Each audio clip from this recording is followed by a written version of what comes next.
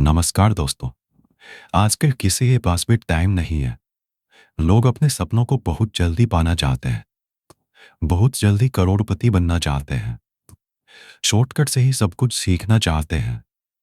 लेकिन एक बार अपने आप से पूछो कि अगर आपके सपने इतने बड़े हैं, तो क्या आपके इन बड़े सपनों के लिए आपका ज्ञान भी बड़ा होना जरूरी नहीं है?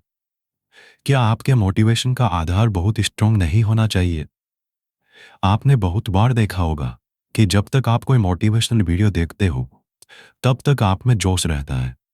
लेकिन जैसे ही काम करना या पढ़ाई करना शुरू करते हो, जोश पता नहीं कहाँ गायब हो जाता है। यह वीडियो थोड़ा लंबा है, लेकिन अगर आपने इसमें बताया गया रहस्य जान लिया, तो ना तो आपको किसी और मोटिवेशनल वीडियो, किसी ज्ञान की जरूरत पड़ेगी, और ना ही ऐसा कोई लक्ष्य होगा जो आज के बाद आप अपनी लाइफ में प्राप्त नहीं कर सको। लेकिन ये कैसे पॉसिबल होगा? इसके लिए आपको शांति से बैठ के, आंखें बंद करके, इस वीडियो की पूरी बातों को जब तक समझ में ना आ जाए, तब तक बार बार सुनकर अपनी थॉट्स में बिठा लेना चाहिए।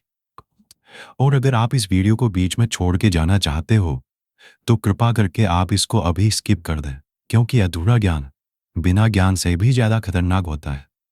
और खुद भगवान श्री कृष्ण ने गीता में कहा है कि कभी भी उस इंसान को सेक्रेट ज्ञान जबरदस्ती नहीं देना चाहिए जो उसको लेना नहीं चाहता। तो दोस्तों, एक सवाल का जवाब दीजिए। इस पृथ्वी के सबसे पहले, और इस पृथ्वी के ही नहीं बल्कि पूरे ब्रह्मांड के पास्ट, प्रेजेंट और फ्यूचर के सबसे महान मोटिवेशनल स्पीकर का नाम क्या है?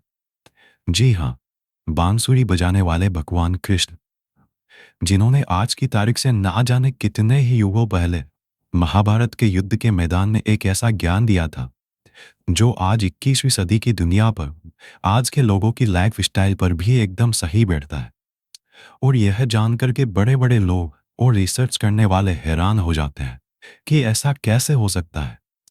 उस महाभारत के युद्ध के मैदान में दिए गए ज्ञान को पढ़कर Albert Einstein, Mahatma Gandhi, Swami Vivekananda, Annie Besant, Sunita Williams जैसे और ना जाने कितने लोगों ने भी अपना जीवन बदल लिया। अगर आप यह सोचेंगे कि भगवत गीता में सिर्फ यह लिखा है कि भगवान की पूजा कैसे करते हैं, तो आप गलत हैं। क्योंकि भागवत गीता सिर्फ एक किताब या धार्मिक ग्रंथ नहीं है, बल्कि इसमें वो नॉलेज है जो इस पृथ्वी पर जितने भी लोग जन्म लेकर आते हैं, उनको यह सिखाता है कि इस दुनिया में सपने पूरे कैसे किए जाते हैं, पर्सनैलिटी कैसे बनाते हैं, पॉजिटिव एनर्जी कहाँ से लाते हैं, खुशी क्या होती है, कितनी भी बड़ी प्रॉब्लम का सॉल्यूशन कैसे ढूंढते हैं, डिसीजन कैसे लिया जाता है, किसी भी ब्रेकअप के सदमे से बाहर कैसे निकलते हैं, इमोशनली स्टेबल कैसे होते हैं, किसी भी बिजनेस को सक्सेसफुल कैसे बनाते हैं, मेहनत कैसे की जाती है, हम क्या है और कौन है, जिंदगी जीने का सही तरीका क्या है, मरने के बाद हमारे साथ क्या होता है, ये ब्रह्मांड कैसे बना, क्या भगवान है, और अगर है तो कहाँ है, क्या आप भी पुनर्जन्म लेंगे, ये लाइफ रियल है या एक इल्यूजन या एक सपना। दोस्तों, इस भागवत गीता के ज्ञान ने ही एक दुखी और हारे हुए, धनुष नीचे गिरा देने वाले अर्जुन को महाभारत के महान युद्ध का सर्वश्रेष्ठ योद्धा और विजेता बना दिया। अगर आप भी अपनी जिंदगी में किसी मकसद को लेकर आगे बढ़ रहे हो, तो मेरा यकीन मानो कि आप भी अपनी जिंदगी की समस्याओं के जंग के मैदान के अर्जुन हो।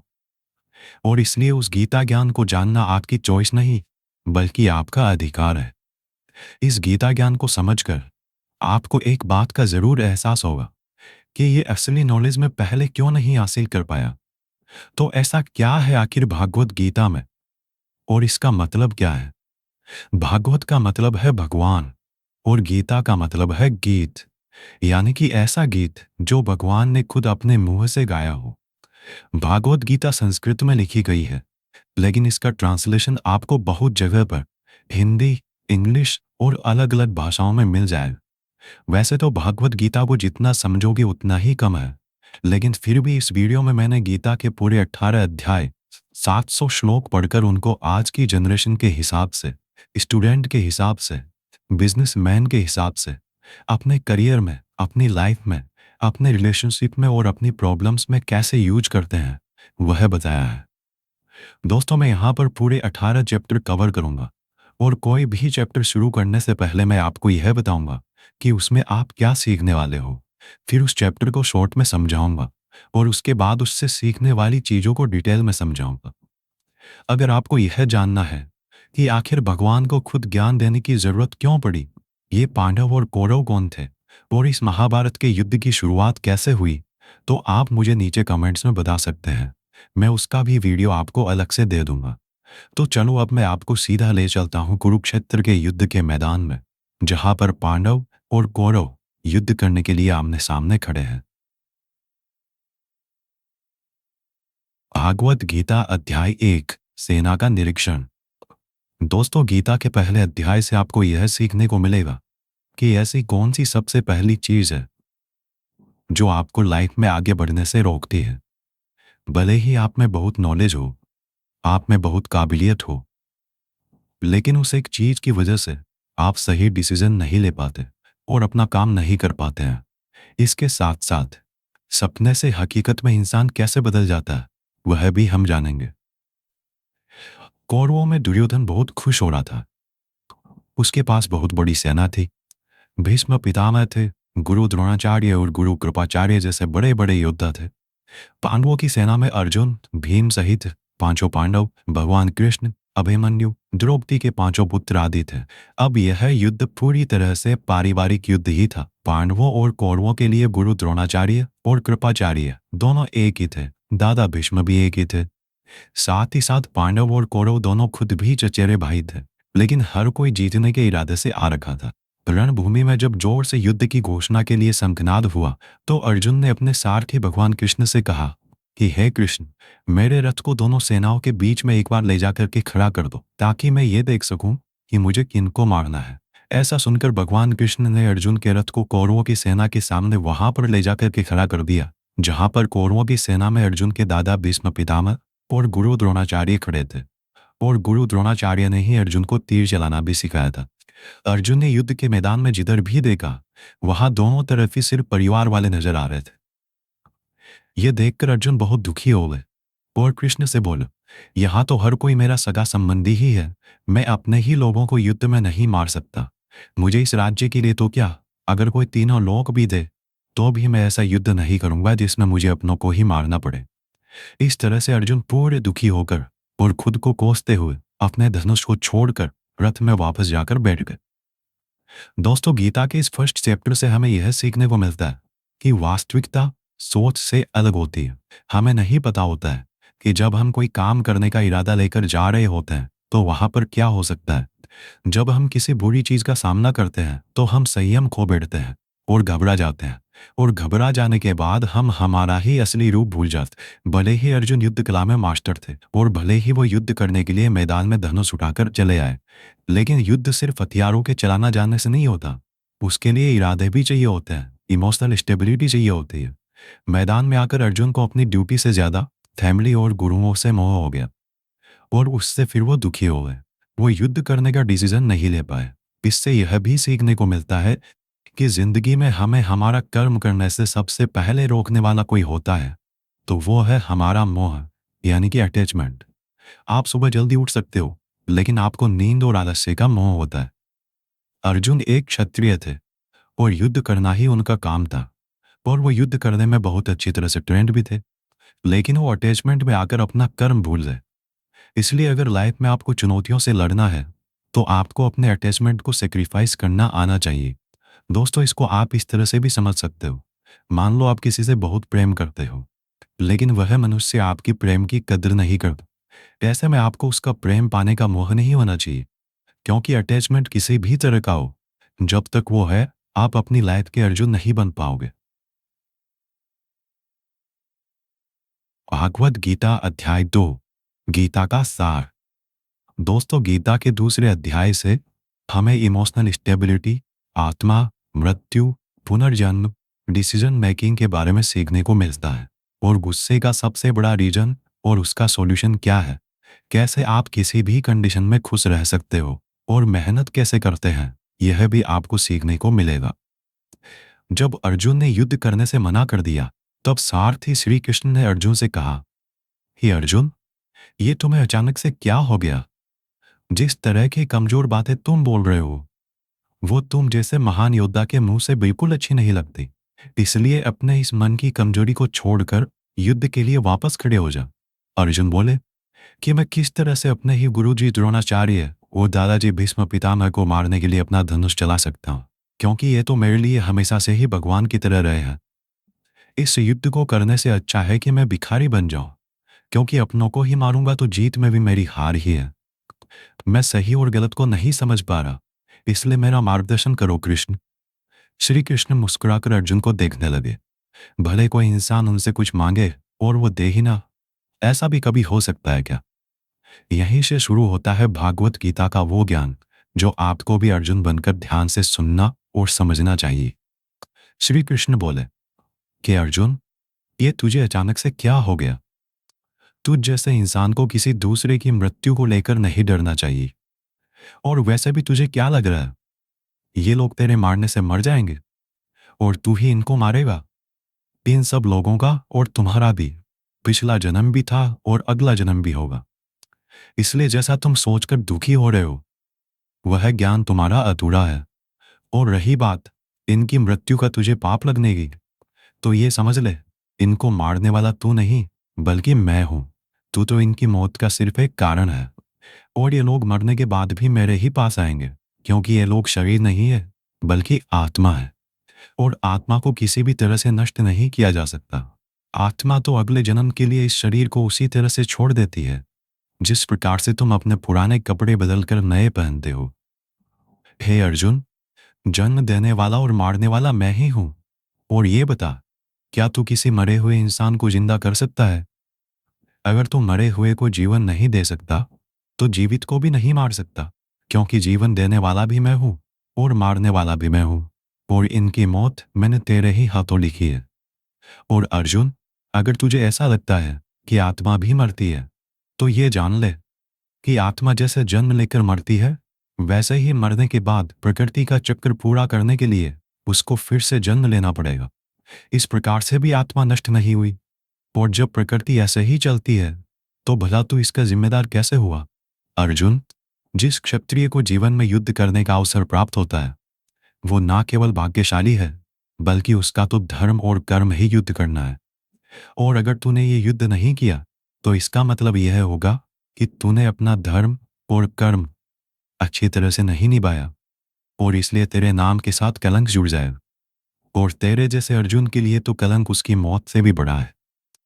जो लोग तुझे बहुत सम्मान दिया करते थे, वही लोग तेरी बहुत बुराइयां करेंगे, तेरी वीरता पर सवाल उठाएंगे। इसलिए अर्जुन, तू सुख दुख, हार जीत और फायदे नुकसान को छोड़कर अपने विचारों को स्थिर कर और युद्ध के लिए धनुष उठा, जिससे या तो तू युद्ध में मारा जाकर मेरी ही शरण में आएगा, या फिर विजेता बनकर धरती पर ही सुख भोगेगा। हे अर्जुन, तुमने आज तक जितना भी सीखा है, वो मेरे इस ज्ञान के आगे बहुत छोटा है। तुम काम करने के पहले ही उसके परिणाम के बारे में सोच लेते हो, जबकि तुम्हें यह जान लेना चाहिए कि फल देने वाला मैं हूं और कर्म करने वाले हो तुम। तुम अपना काम करो, मैं अवश्य अपना काम करूंगा। इस बात पर अर्जुन ने श्री कृष्ण से सवाल किया कि आपने मुझे अपने विचारों को स्थिर, यानी कि अपने इमोशंस और थॉट को कंट्रोल करने को कहा है, तो यह मैं कैसे करूं? इस पर श्री कृष्ण बोले कि जो व्यक्ति अपने मन की सभी इच्छाओं और अपने सभी कर्मों के फल के बारे में सोचना बंद कर देता है, वही स्थिर बुद्धि कहलाता है। ऐसे व्यक्ति को ना तो खुद के साथ बुरा होने से दुख होता है और ना ही किसी अच्छे काम में खुशी होती है। जिसके मन से हर प्रकार का डर, भावना और क्रोध नष्ट हो गए हैं, जो शुभ अशुभ के चक्कर से बाहर निकल गया है, जो इस प्रकार से अपनी इच्छाओं को वश में कर लेता है जैसे कोई कछुआ खुद को खुद में ही समेट लेता है, उस मनुष्य की बुद्धि स्थिर हो जाती है। क्योंकि अपनी इच्छाओं के बारे में सोचते रहने से हमें वो इच्छाएं अच्छी लगने लगती है। इच्छाएं अच्छी लगने लगती है तो फिर उन इच्छाओं को पूरा करने का मन करता है। जब उन इच्छाओं को पूरा करने में कोई रुकावट आती है, तो फिर हमें गुस्सा आता है, और गुस्सा आने से इंसान पागल हो जाता है, और फिर वो अपना कर्म और धर्म भूलकर खुद ही अपनी स्थिति से नीचे गिर जाता है। परंतु अगर कोई अपनी इच्छाओं को वश में करके उनका गुलाम नहीं होता, तो उसका अंतर्मन शुद्ध रहता है और उसके दुख का अंत हो जाता है। और जब उसके सब दुख ही समाप्त हो जाते हैं तो उसकी बुद्धि स्थिर हो जाती। परंतु जिसकी इच्छाएं और कामनाएं उसके मन से नहीं जाती है, वो मनुष्य कभी शांति नहीं पाता। और जब शांति ही नहीं पाएगा तो वो खुश कैसे रहेगा भला? उसकी हालत तो उस नाव की तरह होती है जिसको उसकी इच्छाओं की हवा किसी भी दिशा में बहा करके ले जा सकती है। स्थिर बुद्धि वाला प्राणी तो उस समुद्र की तरह है जिसमें चाहे कितनी ही नदियां आके मिले, फिर भी उसको कोई फर्क नहीं पड़ता। और इसी तरह का स्थिर बुद्धि वाला प्राणी मृत्यु के बाद मेरी ही शरण में आता है। दोस्तों, अब आते हैं इस चैप्टर के मीनिंग पर। आप में से बहुत सारे लोग होंगे जो अपने प्रियजनों को खो देते हैं, और आज तक आप लोगों में से जिसने भी अपने प्रियजन को मृत्यु के द्वारा इस संसार से नहीं खोया है, उसको भी यह जान लेना चाहिए कि उनकी जिंदगी में भी उनके किसी सबसे प्रिय, यहाँ तक कि खुद की भी मौत एक दिन जरूर होगी। लेकिन इससे उदास होने की कोई बात नहीं है, क्योंकि खुद भगवान ने ही कहा है कि हम अपने जन्म से पहले भी इस दुनिया में नहीं थे और मौत के बाद भी नहीं रहेंगे। लेकिन उस समय हम किसी न किसी रूप में इस ब्रह्मांड में जरूर रहेंगे, और इसलिए हमें मौत से नहीं डरना चाहिए, क्योंकि या तो हमारा पुनर्जन्म होगा या फिर हम परमात्मा में हमेशा के लिए मिल जाएंगे। और जब सब लोग आखिर में एक ही जगह मिल जाएंगे तो फिर क्या भावुक होना। और यही प्रकृति का नियम भी है।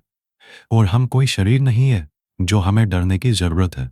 हम आत्मा है और उसी का अंश है जिसको हम भगवान कहते हैं। और अगर हमें बनाने वाला भगवान है तो फिर हमें उससे ही मिलने का प्रयत्न करना चाहिए। ये दुनिया तो मात्र उस ईश्वर का एक मायाजाल है। अब दोस्तों, अर्जुन डिसीजन नहीं ले पा रहे थे। जब भी हम कोई डिसीजन लेते हैं तो एक तरफ हमारा अटैचमेंट होता है और दूसरी तरफ वो होता है जो हमें करना चाहिए। और इसी मोह के चक्कर में हम वो नहीं कर पाते जो हमारा रियल काम होता है और जो हमें लाइफ में सफलता के रास्ते पर आगे ले जाता है। उदाहरण के लिए, अगर आपको घर से दूर पढ़ाई करने के लिए या सपने पूरे करने के लिए घर से दूर जाना पड़ रहा है तो आपको अपने परिवार का मोह छोड़ना पड़ेगा। इसी तरह से आपको हर डिसीजन में यह देखना है कि आपकी लाइफ में मोह कौन कौन से हैं और आपके कर्तव्य के लिए जरूरी क्या है। इसके बाद बात करते हैं कि हमारी प्रॉब्लम्स का सबसे बड़ा कारण क्या है और उनका सबसे बड़ा सॉल्यूशन भी क्या है। दोस्तों, हमारे दुखों का सबसे बड़ा कारण है हमारा अपनी इच्छाओं के बारे में सोचना। जब हम अपनी इच्छाओं के बारे में सोचते हैं तो समय बीतने के बाद हम उनको पूरा करने की भी कोशिश करते हैं, और जब वो कोशिशें नाकाम हो जाती है तो हमारे अंदर गुस्सा पैदा हो जाता है। और गुस्सा ऐसी चीज है जिसको अगर किसी ने शरीर छोड़ने के पहले नहीं छोड़ा तो कभी आप अपने जीते जी खुश नहीं रह पाओगे। आप हमेशा अपने आप को समस्याओं से घिरा हुआ ही पाओगे, क्योंकि ये दुनिया तो सिर्फ आपका ही रिफ्लेक्शन है। अब आप यह भी बोलोगे कि अगर जिंदगी में कोई इच्छा ही नहीं रखेंगे तो सक्सेस कैसे हासिल होगी, नाम कैसे कमाएंगे। तो दोस्तों, इसके बारे में भगवान कृष्ण ने कहा है कि सबसे पहले आप अपने कर्म को पहचानिए, यानी कि आपके लिए ऐसा क्या करना जरूरी है जो आपको अपना लक्ष्य प्राप्त करवाए। और उसके बाद सफल होने की उम्मीद या असफल होने का डर मन में पैदा किए बिना अपने काम को ऐसे करें जैसे वो काम आप नहीं बल्कि खुद भगवान कर रहे हैं। और इस तरह से आपकी हिम्मत कभी नहीं टूटेगी, क्योंकि आपको यह लगेगा कि ये काम मैं नहीं बल्कि मेहनत भगवान कर रहे हैं। और इस तरह से आपकी हिम्मत कभी नहीं टूटेगी, क्योंकि आपको यह लगेगा ही नहीं कि आप मेहनत कर रहे हो। भागवत गीता अध्याय 3, कर्म योग। दोस्तों, अब गीता के 3rd चैप्टर में हम जानेंगे कि ऐसी कौन सी 2 चीजें हैं जो आपको इस दुनिया में कुछ भी हासिल करके दे सकते हैं। इसमें यह भी जानेंगे कि हम क्या हैं और हमारे अपने मन को अपने काबू में करके अपनी सभी गंदी आदतें कैसे छोड़ें और अपनी मनचाही मंजिल कैसे प्राप्त करें। अर्जुन बोले, हे कृष्ण, आपकी बातें सुन के ऐसा लग रहा है कि जैसे ज्ञान कर्म से ज्यादा सही है, लेकिन आप तो मुझे सन्यासी बनने की जगह युद्ध करने के लिए बोल रहे हो। तो आप ये बताइए कि मैं ज्ञान का रास्ता अपनाकर सन्यासी बनूं या कर्म का रास्ता अपनाकर युद्ध लड़ूं। सुनकर कृष्ण बोले, इस संसार में मैंने खुद ने ही 2 तरह के योग बनाए हैं। योग मतलब ऐसा रास्ता जिससे हम अपना जीवन सफल बनाते हैं। उनमें से एक है ज्ञान योग और दूसरा है कर्म योग। और अर्जुन, तुम एक मनुष्य हो, तुम चाह करके भी अपने शरीर के कर्मों को पूरी तरह से नहीं छोड़ सकते। उदाहरण के लिए, तुम्हें हर पल सांस तो लेना ही पड़ेगा।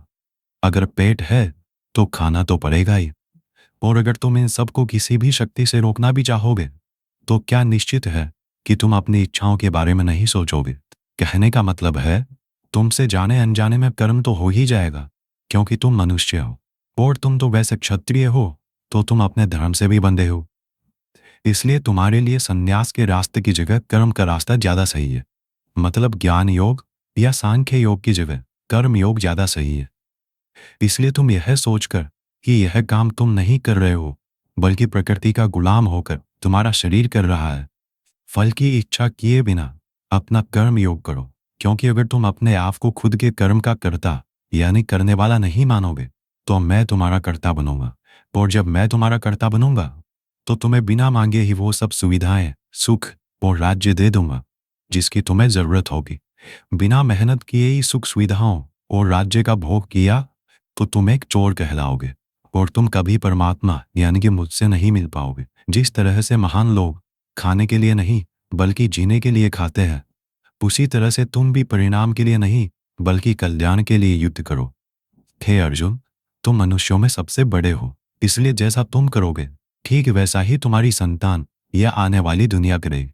अर्जुन, अब तो मुझको ही देख ले, मैं तो भगवान हूं, मुझे भला किसी काम को करने की जरूरत क्या है?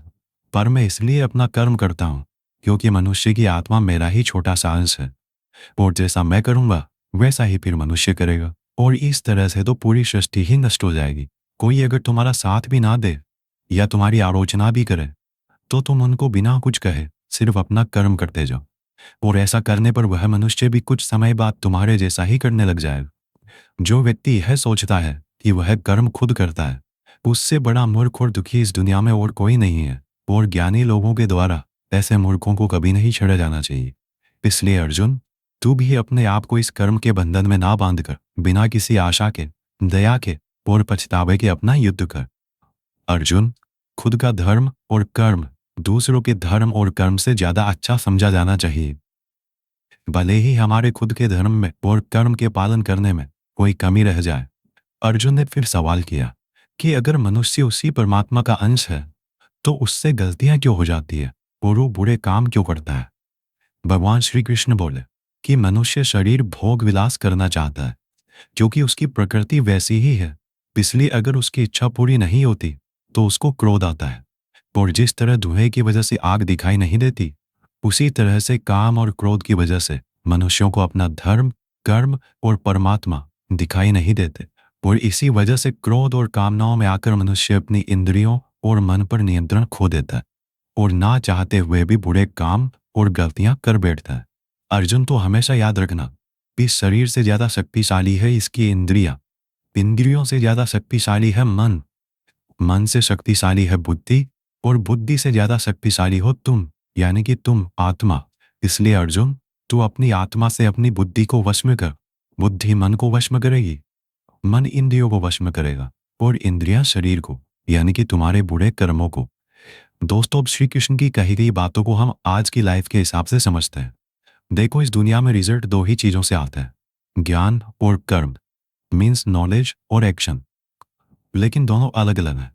आज की दुनिया में हम दोनों चीजों को आपस में रिलेट करके देखेंगे। हमारे लिए नॉलेज भी उतना ही जरूरी है जितना एक्शन। नॉलेज का मतलब यह नहीं है कि आप सिर्फ एग्जाम पास करने के लिए सिलेबस को रटते हो, बल्कि नॉलेज का मतलब यह है कि आप सबसे पहले ये जानो कि आपके गोल्स क्या हैं, आपकी कैपेबिलिटीज और आपके इश्यूज क्या क्या हैं, और इन सब को मिलाकर गोल्स तक पहुंचने की आपकी प्लानिंग क्या है। ये है आपका नॉलेज यानी कि ज्ञान योग। इसके अलावा आपको एक और चीज जाननी चाहिए कि मेरे भाई, आप शरीर नहीं हो, आप एक आत्मा हो। आपकी आत्मा यानी आप खुद अपने इमोशंस, अपनी थॉट्स और अपनी एक्टिविटीज से बहुत ऊपर हो। और अगर आप ऐसा सोचोगे तो मैं दावे के साथ कह सकता हूं, आप 99% नहीं बल्कि 100% अपनी प्रॉब्लम से ऊपर उठ जाओगे। इसके बाद इस चैप्टर में दूसरा रास्ता बताया गया है कर्म योग, यानी कि आपके शरीर के एक्शंस। एक्शंस के लिए भगवान ने यह बोला है कि हमें कभी यह नहीं सोचना चाहिए कि काम हम कर रहे हैं, और जब हम ये सोचेंगे कि काम नहीं कर रहे, तब इसके दो फायदे होंगे। एक तो ये कि आप अपनी मेहनत के रिजल्ट को लेकर टेंशन में नहीं रहो, और दूसरा ये कि आप इमोशनली स्टेबल होकर अपनी बेस्ट मेहनत कर पाओ। इसके साथ साथ आपको कभी भी अपने बुरे या अच्छे रिजल्ट को खुद पर लेकर दुख नहीं करना चाहिए, क्योंकि श्री कृष्ण की बातों के अनुसार मनुष्य को सिर्फ कर्म करने का अधिकार दिया हुआ। इसके अलावा आप अपनी किसी भी बुरी आदत से कैसे छुटकारा पाए, इसको बहुत ही आसान शब्दों में बताया गया है कि आप अपने आप को उस परमात्मा का ही छोटा सा रूप यानी कि आत्मा समझो, और आत्मा के ध्यान से अपने ब्रेन को और ब्रेन से अपने मन को काबू में करोगे, और इसके बाद में आपका मन अपने आप आपके सभी फिजिकल सेंसेस यानी कि इंद्रियों को काबू में कर लेगा। और जब आपकी इंद्रियां आपके काबू में हो जाएगी, तब बुरी आदत छोड़ना तो क्या कुछ भी मुश्किल नहीं है। भागवत गीता अध्याय 4, दिव्य ज्ञान। गीता के चौथे अध्याय से हम जानेंगे कि भगवान कब और किस रूप में धरती पर आते हैं, भगवान को कैसे प्राप्त किया जाता है, गुरु से ज्ञान कैसे लिया जाता है, ज्ञान लेना क्यों जरूरी है। श्री कृष्ण बोले कि अर्जुन, जो महान गीता ज्ञान मैं तुझे बता रहा हूं, वो मैंने बहुत पहले ही इसी पृथ्वी पर बताया था, लेकिन समय के साथ वो लुप्त हो गया। इस पर अर्जुन बोले कि हे कृष्ण, आप तो अभी वर्तमान काल में हो, तो आप बहुत पहले के समय में ऐसा कैसे कर सकते हो। श्री कृष्ण बोले कि अर्जुन, तुझे नहीं पता कि तेरे और मेरे कितने जन्म हो चुके हैं। जब जब इस संसार में धर्म का नाश होता है, तब तब मैं अधर्म का नाश करने इस धरती पर मानव रूप में आता हूं, और कर्म करके अपना शरीर यहीं छोड़कर वापस चला जाता हूं। जिस तरह से कोई शिष्य मुझे बहुत प्रेम करता है, उसी प्रकार से मैं भी अपने शिष्यों से बहुत प्रेम करता हूं। मैंने भले ही इस संसार को बनाया है, लेकिन मैं फिर भी यह नहीं सोचता कि यह मैंने बनाया है। इसलिए मनुष्य को भी कर्म करते समय यह नहीं सोचना चाहिए कि मैं कर रहा हूं। जो मनुष्य किसी भी कर्म के फल और सुख दुख से परे होकर कर्म करता है, वही सबसे अच्छा है। जिसको अपने शरीर पर कोई घमंड नहीं होता, उसको वश में रखता है, वही मनुष्यों में सबसे ऊंचा है। और अर्जुन, जो मनुष्य इस धरती में खुश नहीं रह पाता, वो परलोक में भी खुश नहीं होता। इसलिए किसी भी मनुष्य को अपने गुरु को पहचान कर, अपनी इंद्रियों को जीत कर, अपना लालच छोड़कर, उनकी सेवा करके उनसे वह ज्ञान सीखना चाहिए जिससे बड़े बड़े पापी भी मेरी शरण में आ जाते हैं। जिस तरह से आग सूखी लकड़ियों को जला देती है, उसी तरह से गुरु से सीखा हुआ ज्ञान भी हर अज्ञान को मिटा देता है। हमेशा कर्म करने वाला और हमेशा मुझ में श्रद्धा रखने वाला ही मुझको प्राप्त कर पाता है। इसलिए जिसने भी कर्म योग से सभी कर्मों को और खुद को अकर्ता मानते हुए परमात्मा को अर्पण कर दिए हैं, वैसे मनुष्य को उसके कर्म कभी नहीं बांधते। इसलिए अर्जुन, तू भी मेरे इस दिए हुए ज्ञान से यह समझ कि कर्म तू नहीं बल्कि मैं कर रहा हूं। दोस्तों, इस चौथे चैप्टर में यह साफ कहा गया है कि जब भी धरती पर मानवता का नाश होता है और नेगेटिव एनर्जी लोगों में ज्यादा होती है, तब तब भगवान किसी भी रूप में आकर धर्म को फिर से स्थापित करते हैं। इसमें यह भी बताया गया है कि अगर किसी से आपको कुछ सीखना है, तो सबसे पहले आपके मन में उसके प्रति रेस्पेक्ट होनी चाहिए। कोई लालच नहीं होना चाहिए और बुरी भावना भी नहीं होनी चाहिए। और ये नॉलेज लेना और सीखना हमारे लिए जरूरी क्यों है? क्योंकि हम चाहे किसी भी फील्ड में हो, ऑब्वियस सी बात है कि हमें उस फील्ड के गुरुओं से ज्ञान तो लेना ही पड़ेगा। और ज्ञान ऐसा तरीका है जो इस लाइफ में आपके टारगेट से और उस लाइफ में आपके परमात्मा से मिला सकता है।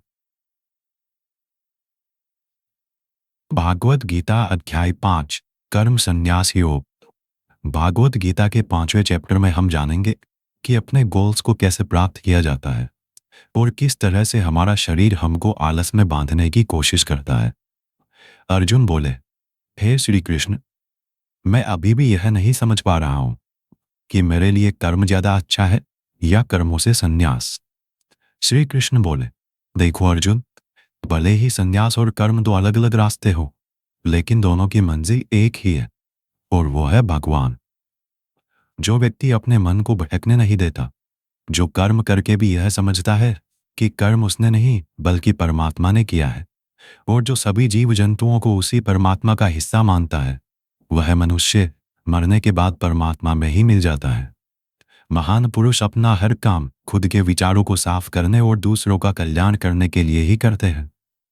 परमात्मा कभी भी मनुष्यों को बुरा काम करने के लिए नहीं उकसाता, बल्कि लोग खुद ही अपने क्रोध और मोह में आकर बुरे कर्मों के साथ साथ उनके फलों का भी निर्माण करते हैं। मैं तो बस उनका फल उन्हीं को वापस देता हूं। इस शरीर को चाहे कितना ही सुख दे दो, उसकी इच्छाएं तब भी पूरी नहीं होती। इसलिए अर्जुन, तेरे जैसे बुद्धिमान व्यक्ति को शरीर की इच्छाओं में मन नहीं लगाना चाहिए। इस संसार का असली योगी तो वो है जिसने अपने शरीर का नाश होने से पहले अपने क्रोध का नाश कर लिया हो, जो संपूर्ण प्राणियों का हित करता है, जिसका मन किसी भी कर्म में नहीं बंधता, और जो अपने भटकते हुए मन को एक जगह केंद्रित करके परमात्मा को याद करता है, वही व्यक्ति सुखी भी है और परमेश्वर सहित सबका प्यारा भी।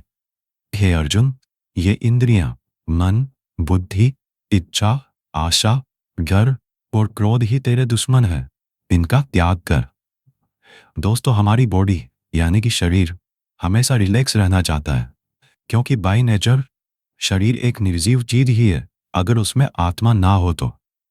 लेकिन हम यह सोच लेते हैं कि मैं तो शरीर हूं, ये मेरी आंखें हैं, ये मेरे हाथ हैं, और अब मेरा शरीर मुझे सोने के लिए बोल रहा है। तो इसका मतलब यह है कि आपका शरीर आपकी बुद्धि पर भारी पड़ चुका है। इसलिए आपको यह समझना होगा कि आप आत्मा हो, और इस शरीर को आप अपनी बुद्धि से जिस तरह चलाना चाहोगे वह वैसा ही चलेगा।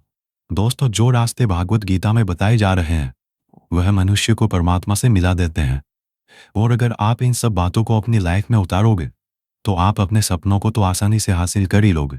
जैसे कि कहा गया है कि भगवान की प्राप्ति के लिए मन को वश में करना बहुत जरूरी है, ठीक उसी प्रकार से आपको अपनी लाइफ में भी मंजिल हासिल करने के लिए मन को वश में करना बहुत जरूरी है। भागवत गीता अध्याय 6, ध्यान योग। भागवत गीता के 6ठे अध्याय में हम जानेंगे कि एक योगी क्या होता है और योगी कैसे बनते हैं। यानी कि आज की लाइफ में बोले तो वह इंसान जो अपनी लाइफ में कुछ बड़ा करना चाहता है। इसके साथ साथ हम यह भी जानेंगे कि क्या होगा अगर आपने इस जीवन में बहुत मेहनत करी लेकिन फिर भी आपकी डेथ होने से पहले आपका सपना पूरा नहीं हुआ। श्री कृष्ण बोले, केवल अपने सांसारिक कर्मों को त्यागने वाला ही योगी नहीं होता, बल्कि जो व्यक्ति करने योग्य सब काम को करता हुआ उनके फल का लालच नहीं करता, वही असली योगी कहलाता है। जो व्यक्ति अपने मन को जीत लेता है तो उसके लिए इस संसार में और कुछ भी जीतना जरूरी नहीं होता, और जिसका मन इधर उधर भटकता रहता है उसके लिए इस संसार में कुछ भी पाना आसान नहीं होता, क्योंकि हमारा गुलाम मन हमारा मित्र होता है, और अगर हम उसके गुलाम बन जाते हैं तो वो हमारा सबसे बड़ा शत्रु बन जाता है। जो व्यक्ति अपने मन के और संसार के किसी भी विचार, वासना या वस्तु से मोहित नहीं होता, और जो मित्र, दुश्मन, महात्मा, पापी, जीव जंतु आदि के प्रति समान दया भाव रखता है, वही योगी की असली निशानी होती है अर्जुन। और जब इस तरह का योगी भाव आने लगे तो बिना किसी आशा के, बिना किसी भय के अपने मन को मित्र बनाकर मेरा ध्यान करना चाहिए। ऐसा योगी नींद और भोजन भी उतना ही करता है जितना आवश्यक हो। ऐसा योगी उसी तरह से अपने वचन पर स्थिर रहता है जैसे पूरी तरह रुकी हुई हवा में दीपक की लौ होती है।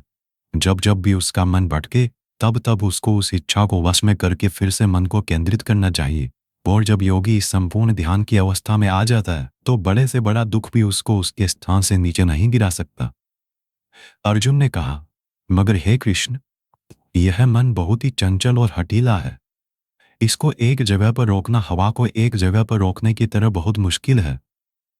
श्री कृष्ण बोले, हाँ, यह सत्य है कि मन को वश में करना बहुत कठिन है, लेकिन यह भी जान लो कि बार बार योगाभ्यास और आत्मविश्वास से असंभव को संभव बनाया जा सकता है।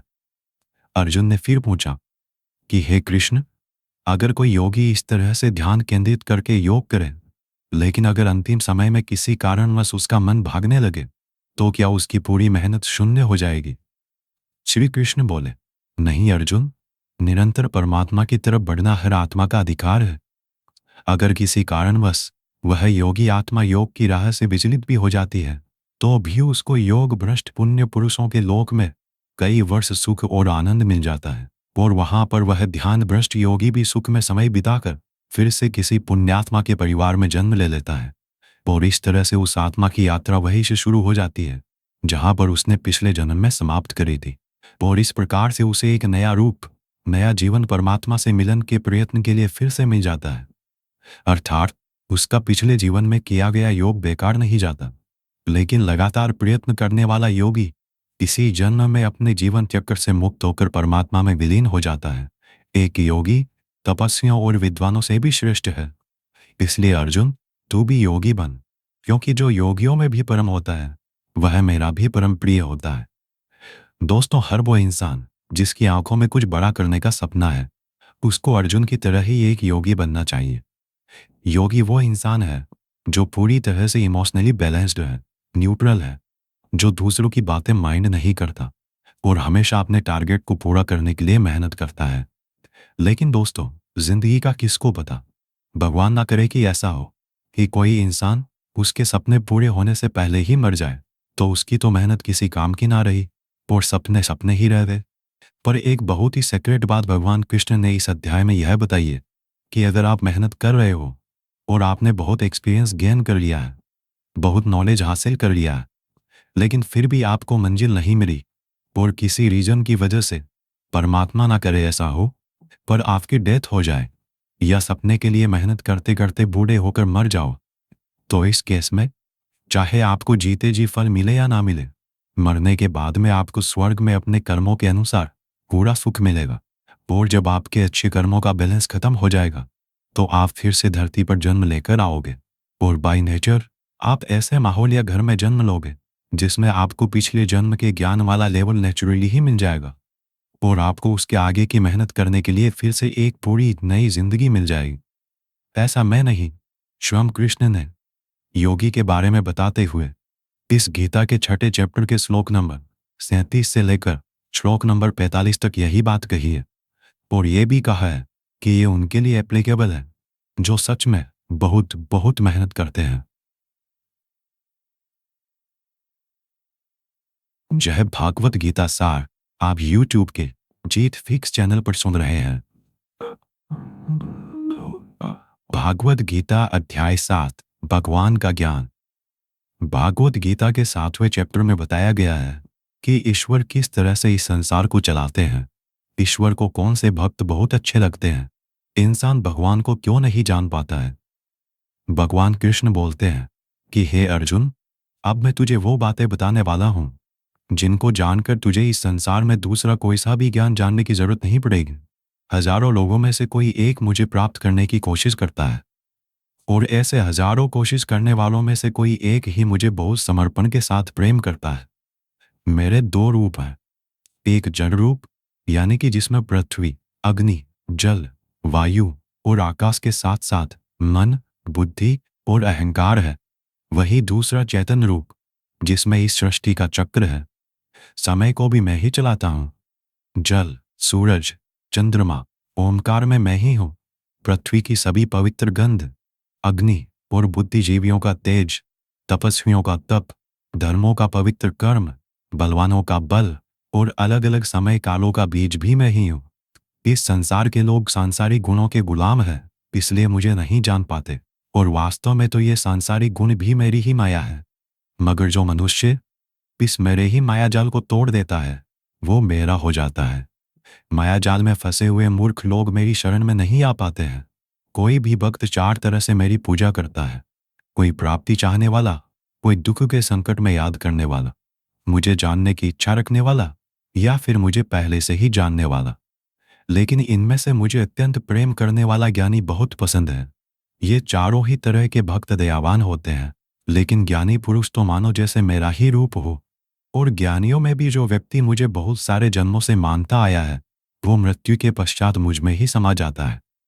जो लोग किसी इच्छा पूर्ति के लिए अगर किसी देवता की भक्ति करते हैं, तो मैं उन भक्तों की आस्था उन्हीं देवताओं में स्थिर कर देता हूँ और वो भक्त उन्हीं देवताओं को प्राप्त हो जाते हैं। लेकिन यह फल ज्यादा समय तक नहीं चलता और अगर कोई भक्त अगर किसी भी प्रकार से मेरी ही पूजा करता है, तो उसे मैं अपना ही बना लेता हूँ।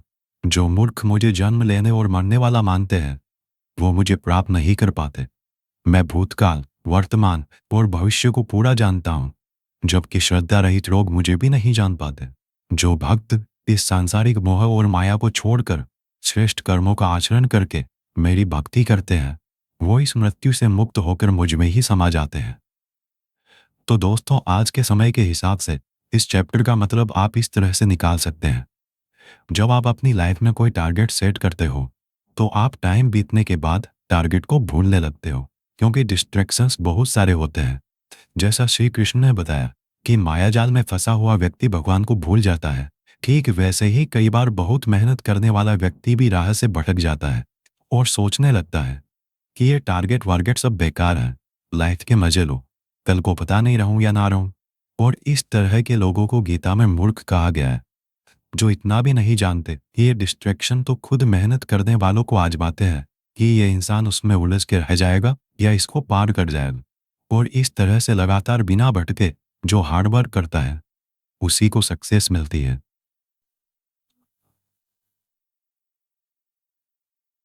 भागवत गीता अध्याय 8, भगवान की प्राप्ति। भागवत गीता के 8वें चैप्टर में आप जानेंगे कि भगवान क्या है और उनको कैसे प्राप्त किया जा सकता है, देवता कौन है, ये संसार कैसे चलता है और क्यों हमें आज से ही हार्ड वर्क में लगना चाहिए। अर्जुन बोले, हे कृष्ण, ये परम ब्रह्म क्या है, आध्यात्म क्या है, कर्म क्या है, ये संसार क्या है और ये देवता कौन है, इस संसार का फैसला कौन करता है और कोई योगी आपको कैसे पहचानता है। श्री कृष्ण बोले, ब्रह्म परम अक्षर है, आध्यात्म जीवों का स्वरूप है, कर्म भूतकाल का एक ऐसा त्याग है जिससे वर्तमान में परिणाम उत्पन्न होते हैं, हमेशा उत्पन्न और अंत होने वाले का नाम संसार है, जिनको शास्त्रों में परम पुरुष बताया गया है वही देवता है, इस संसार का फैसला करने वाला मैं ही हूँ। और जो भी पुरुष अपने अंतकाल में जिस जिस भाव को याद करता हुआ और अपने ध्यान को प्रकृति में केंद्रित करके शरीर छोड़ता है तो वह उसी भाव को प्राप्त होता है। इसलिए मेरा स्मरण करने वाले सदैव मेरे पास ही आते हैं। इसलिए अर्जुन, तू भी मुझ में ही ध्यान रख के युद्ध कर, जिससे कि तू मुझे ही प्राप्त होगा। जो लोग हमेशा मुझे याद करते हैं वह बहुत आसानी से मेरे पास आ जाते हैं, और जो मेरे पास आ जाता है उसके दुख और मृत्यु चक्र समाप्त हो जाते हैं।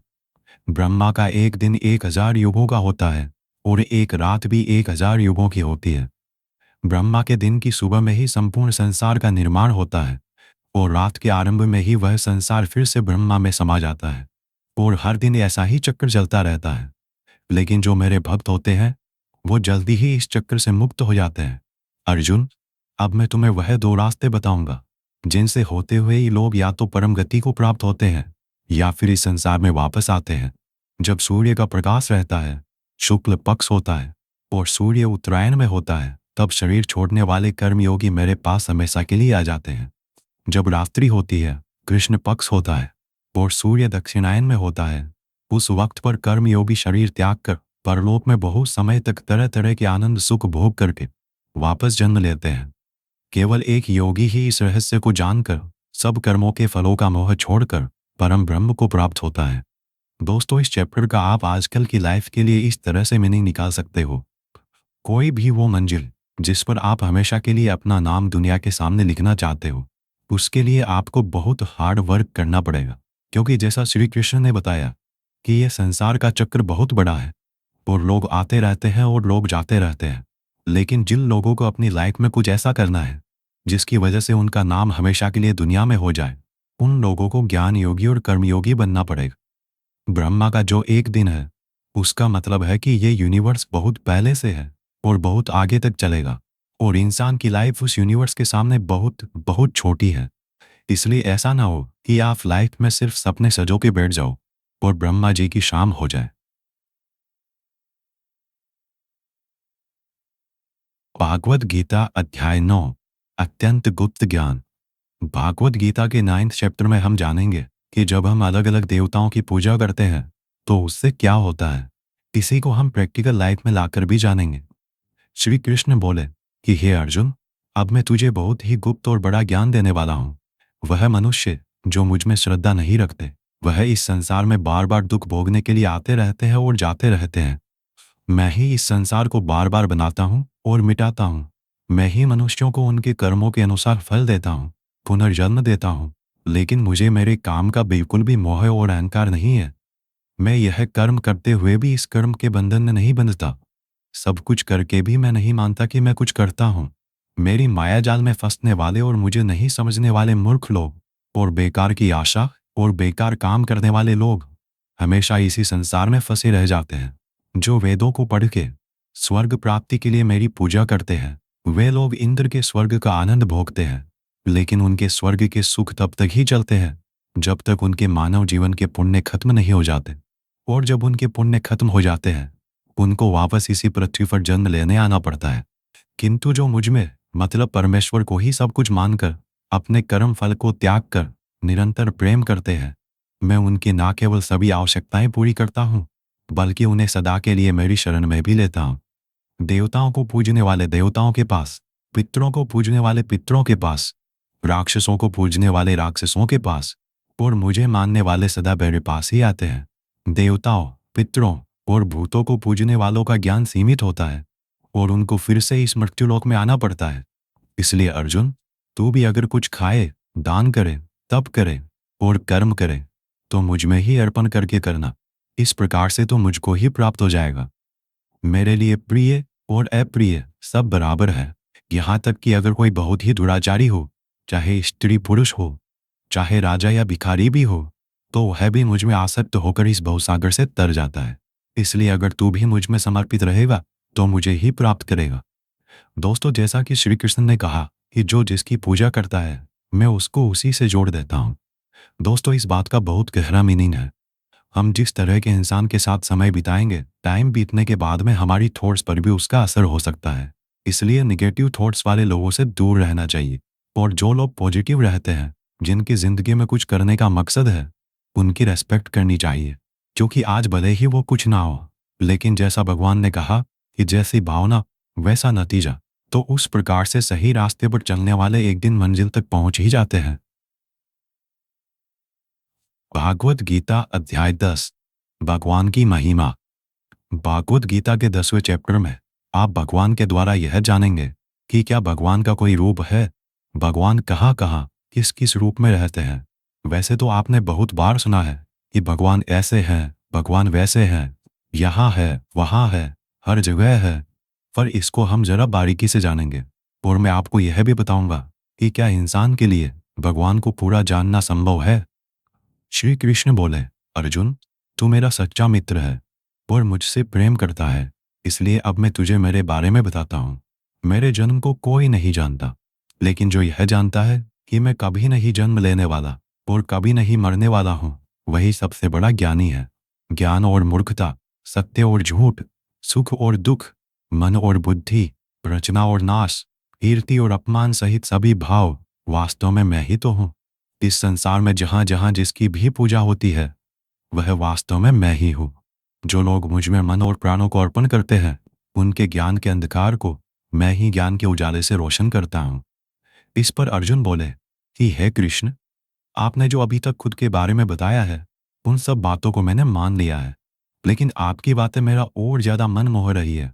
हालांकि आप ही खुद को पूरी तरह से जानते हैं, लेकिन फिर भी मैं आपको किस तरह से मानूं और अपनी शक्तियों और महिमाओं के बारे में भी बताइए। इस पर श्री कृष्ण बोले कि अर्जुन, वैसे तो मेरे विस्तार का कोई अंत नहीं है, लेकिन फिर भी मेरी जो भी जानकारी तेरे लिए जानना जरूरी है उससे मैं तुझे बताऊंगा। अर्जुन, सभी समय मुझसे ही बने हैं। भूत, वर्तमान और भविष्य भी मैं ही हूँ। मैं ही विष्णु, सूर्य और चंद्रमा हूँ। वेदों में सामवेद, देवों में इंद्र और इंद्रियों में मन, जीवों में आत्मा, पर्वतों में सुमेर, रुद्रों में शंकर, वसुओं में अग्नि और धन दौलत में कुबेर भी मैं ही हूँ। जल में समुद्र, ग्रहों में बृहस्पति, अड़े रहने वालों में पहाड़, देवर्षियों में नारद, पेड़ों में पीपल, हाथियों में एरावत, मनुष्यों में राजा, गायों में कामधेनु, सर्पों में सर्पराज, नागों में शेषनाग, राजाओं में यमराज, गणनाओं में गणित, पक्षियों में गरुड़, योद्धाओं में श्री राम, समुद्र में मगरमच्छ, नदियों में गंगा, विद्याओं में ब्रह्म विद्या, विवादों का निर्णय, अक्षरों में ओम, कालों का महाकाल, मंत्रों में गायत्री, महीनों में मार्गशीर्ष, ऋतुओं में बसंत भी केवल मैं ही हूँ। छलों का जुआ, जीतने वालों की विजय, निश्चय करने वालों का निश्चय और भक्त पुरुषों की भक्ति भी मैं ही हूँ। वृष्णवंशियों में कृष्ण यानी कि स्वयं मैं, पांडवों में अर्जुन यानी कि तू, मुनियों में वेदव्यास और कवियों में शुक्राचार्य भी मैं ही हूँ। जीतने वालों की रणनीति और रहस्य रखने वालों का मौन भी मैं ही हूँ।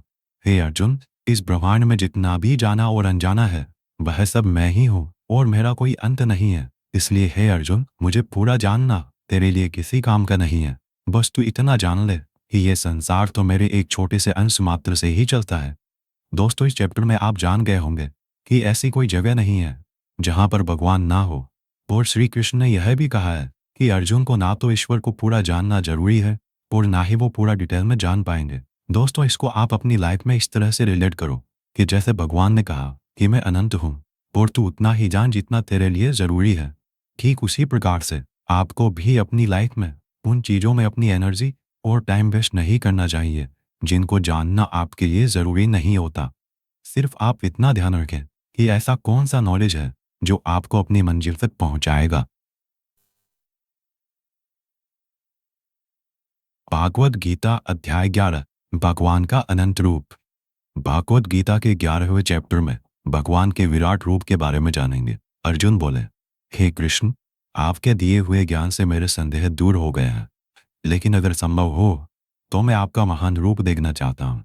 इस पर श्री कृष्ण ने कहा, अवश्य अर्जुन, परंतु तू इन मानव की आंखों से यह सब नहीं देख पाएगा, इसलिए मैं तुझे यह सब देखने के लिए दिव्य आंखें देता हूँ।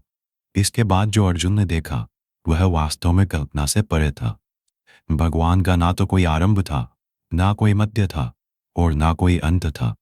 परम ब्रह्म से इतना प्रकाश निकल रहा था जितना हजारों सूरज से भी नहीं निकल सकता। अर्जुन ने बहुत तरह के संसारों को श्री कृष्ण में समाहित देखा। अर्जुन ने हाथ जोड़ते हुए श्री कृष्ण से कहा, हे परम ब्रह्म, मैं आपके शरीर में सभी देवों को, सब मनुष्यों को देख रहा हूँ, लेकिन आपके शरीर का ना तो कोई आरंभ दिख रहा है, ना कोई मध्य है और ना ही कहीं अंत। आप में हर तरह के अस्त्र शस्त्र हैं, हर तरह के प्रकाश और सूर्य है। स्वर्ग और धरती के बीच का पूरा आकाश मानो आपसे ही भर गया है। कई देवता के समूह आप में प्रवेश कर रहे हैं, कई आपकी वंदना कर रहे हैं, तो कई लोग भयभीत होकर हाथ जोड़े खड़े हैं। आपके अनंत हाथ पैर, पेट, आंखों, मुंह वाले रूप को देखकर समस्त सृष्टि सहित मैं बहुत व्याकुल हो रहा हूँ। मैं पांडवों कौरवों की संपूर्ण सेना के महान योद्धाओं को अंत होकर आप में जाता हुआ देख पा रहा हूँ। आपके अनेक तरह के उग्र रूप इस संपूर्ण ब्रह्मांड को बहुत ऊर्जा दे रहे हैं। हे कृष्ण, इतने रूपों में आप कौन से हो? मैं आपको पहचान नहीं पा रहा हूँ। इस पर कृष्ण बोले, मैं हर जगह हूँ और मैं ही समय हूँ। इन सेनाओं के योद्धाओं को नष्ट करने के लिए प्रकट हुआ हूँ। इन सब योद्धाओं की मौत मैं पहले ही लिख चुका हूँ। तू तो सिर्फ इनकी मौत का कारण है, मारने वाला तो स्वयं मैं ही हूँ। इस पर अर्जुन भयभीत लेकिन गदगद होकर बोले, हे भगवान, आपका यह रूप देखकर अब मुझे पता लगा कि क्यों योगी, महर्षि, देवता जैसी आत्माएं आपका पूजन करती है।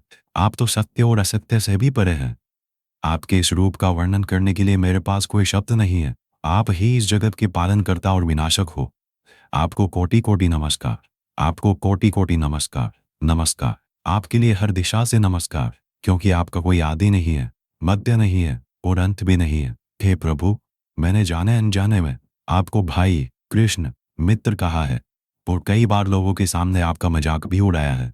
मुझे आपके इस सत्य का पता नहीं था, इसलिए अगर संभव हो तो मुझे क्षमा कीजिए। मैं आपकी वंदना करता हूँ। पिता जैसे पुत्र को और सखा जैसे सखा को क्षमा कर देता है, वैसे ही आप भी मुझे क्षमा करें। आपके इस रूप को देखकर मैं खुश भी हो रहा हूँ और भयभीत भी हूँ, इसलिए अब कृपा करके आप अपना प्रसिद्ध चतुर्भुज विष्णु रूप दिखाइए। मैं आपको मुकुट, चक्र और गदा के साथ देखना चाहता हूँ। इस पर श्री कृष्ण बोले कि अर्जुन, मैंने तेरे आग्रह पे वह रूप दिखाया है जिसको आज तक कोई मनुष्य नहीं देख पाया है और ना ही देख पाएगा। मेरे इस रूप और अनंत आकार को देखकर तू व्याकुल भी ना हो और पागल भी ना हो, और अब तेरी इच्छा अनुसार तू मेरा चतुर्भुजी रूप भी देख। इस प्रकार से श्री भगवान ने अपना चतुर्भुजी रूप दिखाकर अर्जुन का साहस बनाया और अनंत रूप से उत्पन्न हुई व्याकुलता भी दूर करी। इस पर अर्जुन बोले कि हे कृष्ण, अब मैं आपके इस रूप को देखकर फिर से शांत हो गया हूँ। कृष्ण बोले, अर्जुन, जो चतुर्भुजी रूप तुमने अभी देखा है वो बड़ा ही दुर्लभ है और इसको देखने के लिए देवता भी तरसते हैं। यह चतुर्भुजी रूप किसी भी यज्ञ, दान, तप और वेद से देखा जा सकता है, परंतु अर्जुन, जो तेरी तरह मेरा परम भक्त है, कर्तव्य परायण है, वासना और बैर रहित है, वह अंत में मुझे ही प्राप्त होता है। इसलिए मैंने यह रूप तुझे दिखाया है। दोस्तों, गीता के इस अध्याय से आप आज के टाइम में यह सीख सकते हो कि अगर हम अपनी मेहनत के रास्ते पर सही हैं तो कई बार हमें अपनी सफलता को पाकर विश्वास नहीं होता। हमें पता ही नहीं लगता कि हमने इतनी मेहनत कर ली, और जब सफलता आती है तब भी लगता है कि ये तो बहुत बड़ी है, मैंने इतनी मेहनत तो की ही नहीं थी। और दोस्तों, यही महान लोगों का एक गुण भी है वो मेहनत करते हैं, लेकिन उनको यह भी आभास नहीं रहता कि वो कितनी मेहनत कर रहे हैं। यह उनके बड़प्पन को दिखाता है।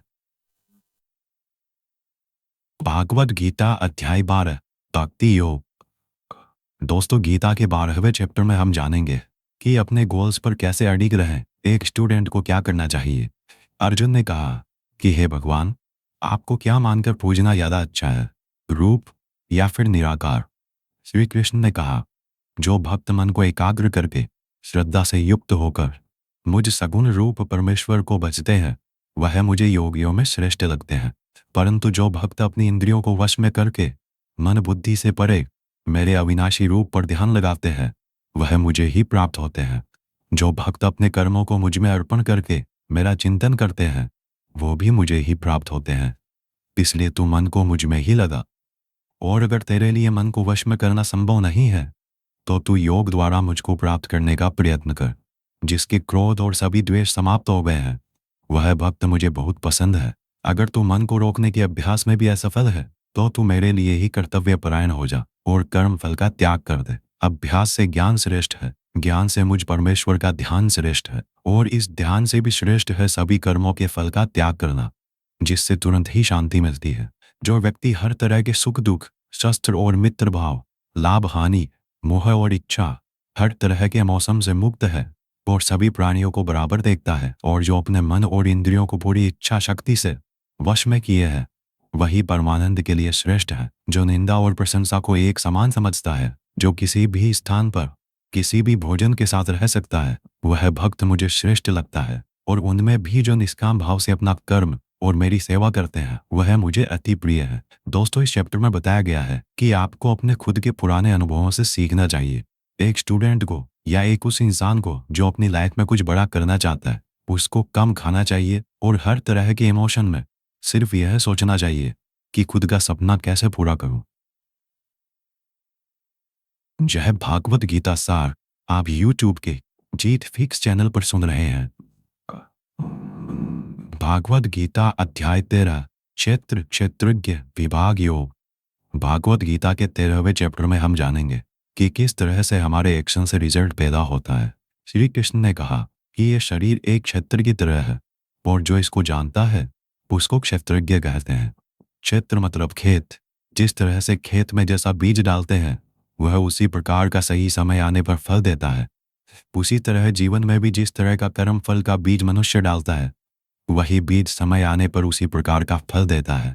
इसीलिए इस शरीर को क्षेत्र कहा गया है। यह क्षेत्र और क्षेत्रज्ञ का ज्ञान बहुत विद्वानों द्वारा बहुत तरीके से कहा जाता है, और इस ज्ञान में 5 महाभूत यानी कि पृथ्वी, अग्नि, जल, वायु, आकाश को मिलाकर मन, बुद्धि, अहंकार और सभी इंद्रियां भी शामिल है। इसके साथ साथ इसमें सुख दुख, चेतना, शरीर, धैर्य और विकार भी सम्मिलित है।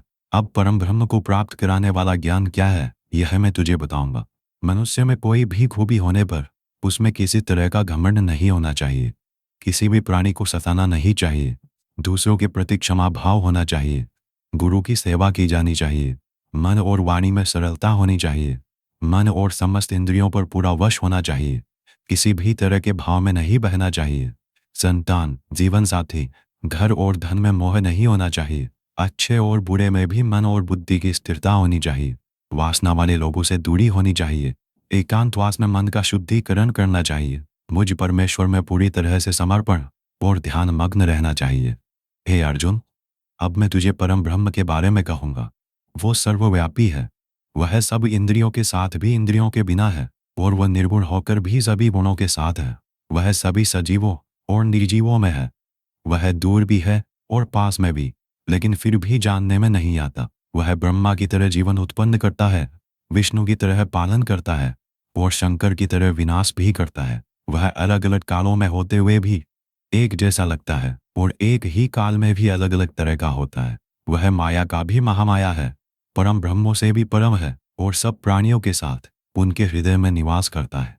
परंतु इसके बाद भी यह जानने की योग्य है, हे अर्जुन, इस प्रकृति और पुरुष का भी कोई आरंभ नहीं है, क्योंकि प्रेम और घृणा और तीनों तरह के गुण अर्थात सत, रज और तम भी प्रकृति से ही आते हैं। कार्य और कार्यों को करने वाली इंद्रियां भी प्रकृति से ही उत्पन्न होती है। प्रकृति से जन्मा मनुष्य प्रकृति के ही गुणों को भोगता है और इन्हीं गुणों के भोग के अनुसार ही उसका जन्म और मरण तय होता है।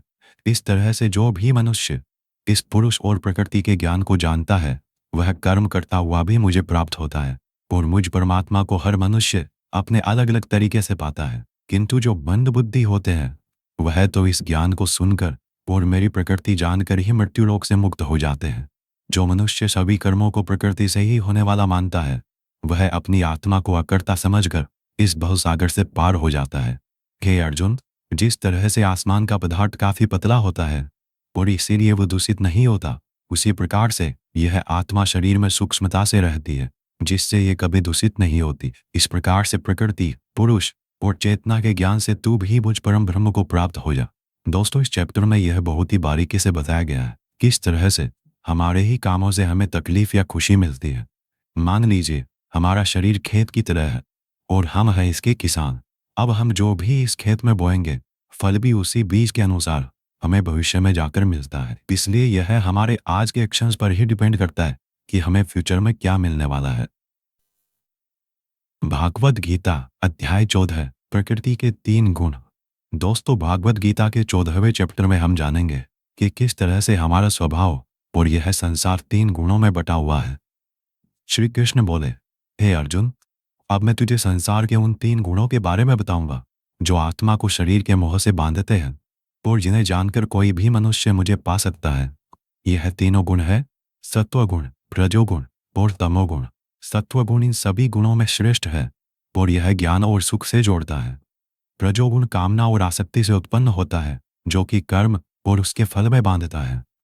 तमोगुण मनुष्य को भोग विलास, आलस्य और निद्रा में बांधता है। हे अर्जुन, सत्वगुण सुख देता है, रजोगुण कर्म करवाता है और तमोगुण मनुष्य को उसके स्थान से भी बहुत नीचे गिरा देता है। किन्हीं भी 2 गुणों को वश में करने से तीसरे गुण की प्राप्ति होती है। जिस पल मन में शांति और ज्ञान बढ़ा हुआ लगे, उस समय यह मानना चाहिए कि सत्वगुण बढ़ रहा है। जिस पल मन में लालच और स्वार्थ का आभास हो, उस समय रजोगुण बढ़ता है। जिस समय मन में अंधकार, विषयों में आसक्ति, आलस्य और निद्रा हो, उस समय मनुष्य में तमोगुण होता है। सत्वगुण में मरने वाला मनुष्य परमात्मा को प्राप्त होता है। रजोगुण वाला मनुष्य फिर से जन्म लेकर मनुष्य बनता है और तमोगुण वाला प्राणी अगले जन्म में कीट पतंग बनता है। सात्विक कर्म का परिणाम है सुख, राजस कर्म का परिणाम है दुख और तामस कर्म का परिणाम अज्ञान होता है। जो व्यक्ति इस बात को जानता है कि यह 3 गुण ही उससे सब काम करवाते हैं, तब वह अपने कर्तापन से और इस संसार से मुक्त हो जाता है और इस तरह से सोने, पत्थर और मिट्टी को एक जैसा समझने वाला मनुष्य परम ब्रह्म अर्थात मुझे प्राप्त हो जाता है। दोस्तों, यह 3 प्रकार सात्विक, राजस और तामस हमारी डेली लाइफ में बहुत यूजफुल है। अगर आप मेहनत करके कुछ उम्मीद नहीं करोगे तो आप हमेशा खुश रहोगे। अगर आप किसी अच्छे रिजल्ट की कामना करके मेहनत कर रहे हो तो कोई गारंटी नहीं कि खुशी होगी या दुख होगा।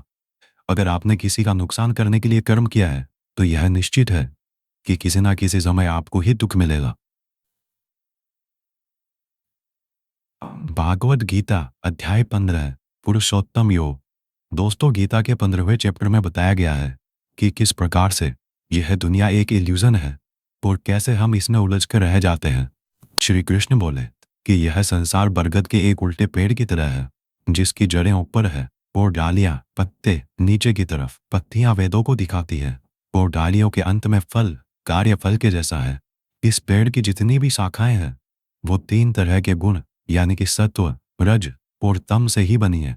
इसकी जड़ों में स्वयं परमात्मा विराजमान है। इस पेड़ की शाखाओं के अंत में नई कोंपलें मनुष्य की इच्छाओं को दिखाती है।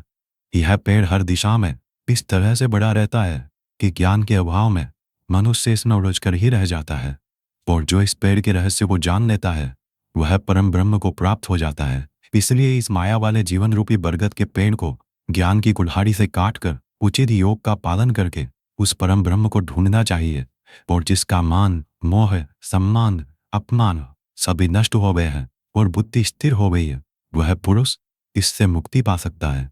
और मुक्ति पाकर जिस परम पद को वे पुरुष प्राप्त होते हैं, उसको कोई भी सूरज रोशन नहीं कर सकता, क्योंकि वह मेरा परम धाम है। हे अर्जुन, इस मानव शरीर में आत्मा मेरा ही अंश है और यह आत्मा ही मृत्यु के बाद दूसरे शरीर में चली आती है। यह शरीर कान, आंख, त्वचा, जीभ, नाक और मन से ही इन इंद्रियों का और वासनाओं का सेवन करता है, और यह केवल ज्ञानी जन ही जानते हैं। इस संसार में शरीर नाशवान है और आत्मा अविनाशी है, और इन सब में सबसे श्रेष्ठ है परमात्मा, जो कि सब लोगों का पालन पोषण करता है। इसलिए मैं ही पुरुषोत्तम हूँ। दोस्तों, इस चैप्टर में हमने देखा कि हम जिंदगी में बहुत बार उस चीज के पीछे भागते हैं जिसको हासिल करके भी हमारी इच्छा खत्म नहीं होती। हम जितनी इच्छाएं पूरी करते हैं उतनी ही और बढ़ जाती है। इसलिए उस इंसान को जिसको लाइफ में कुछ बड़ा करना है, उसको अपने डिटर्मिनेशन से उन इच्छाओं के जाल को काट देना है। तभी वह इस इल्यूजन वाली ट्री से परमात्मा को, यानी कि आपकी पर्सनल लाइफ के केस में सक्सेस को ढूंढ पाएगा। भागवत गीता अध्याय 16 है, दो स्वभाव। दोस्तों, गीता के 16वें चैप्टर में बताया गया है कि मनुष्य के कौन से दो नेचर या बिहेवियर होते हैं। श्री कृष्ण बोले, हे अर्जुन, इस संसार में दो तरह के स्वभाव हैं, दैवीय स्वभाव और असुरी स्वभाव, यानी कि देवता के समान और राक्षस के समान। पहले मैं तुझे दैवीय स्वभाव के बारे में बताऊंगा। कभी भय ना करना, अपने मन को शुद्ध रखना, हमेशा परमात्मा को ही याद करना, इंद्रियों को वश में रखना, धर्म ग्रंथों का पाठ करना, किसी भी जीव को कष्ट नहीं देना, हर तरह के भाव में सम रहना, हर जीवात्मा को बराबर समझना, कभी क्रोध और मोह ना करना, क्षमा करना, धैर्य रखना, और यहाँ तक कि अपने ही गुणों का भी अभिमान नहीं करना, दैवीय स्वभाव है। अब मैं तुझे असुरी स्वभाव बताऊंगा। घमंड, क्रोध, सांसारिक आसक्ति, नफरत, अज्ञान, वासनाएं, आशाएं करना और शरीर को इंद्रियों के वश में रखना असुरी स्वभाव है। असुरी स्वभाव वाले ना तो सम्मान से बात करते हैं और ना ही सत्य बोलते हैं। बुरे कर्मों से जिनका स्वभाव पूरी तरह से नष्ट होकर बुद्धि मंद हो चुकी है और जो इस संसार में सिर्फ नाश का कारण ही बनते हैं, इन व्यक्तियों की इच्छाएं कभी पूरी नहीं होती। उन व्यक्तियों का सुख सिर्फ इंद्रियों के सुख तक ही सीमित है। वह हमेशा और अधिक वस्तुएं प्राप्त करने में ही लगे रहते हैं। वह हर काम को करने वाला खुद को ही मानते हैं। वे सिर्फ दिखावे के लिए ही धर्म और दान करते हैं। दैवीय स्वभाव से मुक्ति होती है, जबकि असुरी स्वभाव से बंधन उत्पन्न होता है। असुरी स्वभाव वालों को तो मैं बार बार असुरों में ही जन्म देता हूँ। इस तरह से असुरी हमेशा नीचे गिरते रहते हैं। हे अर्जुन, काम, क्रोध और लोभ ही नरक के 3 द्वार हैं। इसलिए इनको जितना जल्दी हो छोड़ देना चाहिए। जो भी मनुष्य इन तीनों नरक के द्वारों को छोड़ देता है, वह तो फिर मेरे ही आश्रय में आता है। इसलिए हे अर्जुन, तू शास्त्रों सहित इस दैवीय स्वभाव को प्राप्त करके आगे बढ़ता जा। दोस्तों, इस चैप्टर का मीनिंग तो आपको आसानी से समझ में आ ही गया होगा। आखिर में जो 3 नेगेटिव फैक्टर्स बताए गए हैं, वासनाएं, गुस्सा और लोभ, यह सबसे बड़े दुश्मन है। इनसे जरा बच के रहना। भागवत गीता अध्याय 17, श्रद्धा के रूप। दोस्तों, गीता के 17वें अध्याय में आप जानेंगे कि कर्मों को, भोजन को, यज्ञ को, तप को, ज्ञान वगैरह को कौन से 3 भागों में बांटा गया है।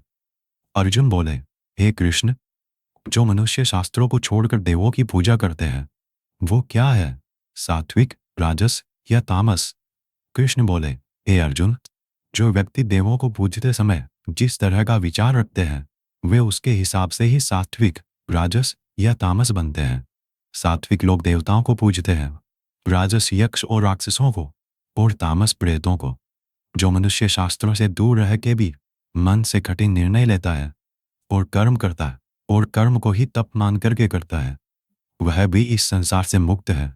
जिस तरह से भोजन भी सात्विक, राजस और तामस होता है, उसी तरह से यज्ञ, तप और दान भी 3-3 प्रकार के होते हैं। फलों से किया गया भोजन सात्विक होता है।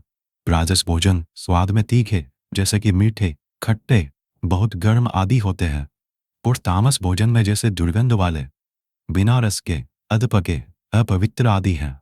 इस तरह यज्ञों में शास्त्र विधि से नियत और फल की इच्छा रहित किया गया यज्ञ सात्विक है। केवल फल प्राप्ति को ध्यान में रखकर किया गया यज्ञ राजस यज्ञ है।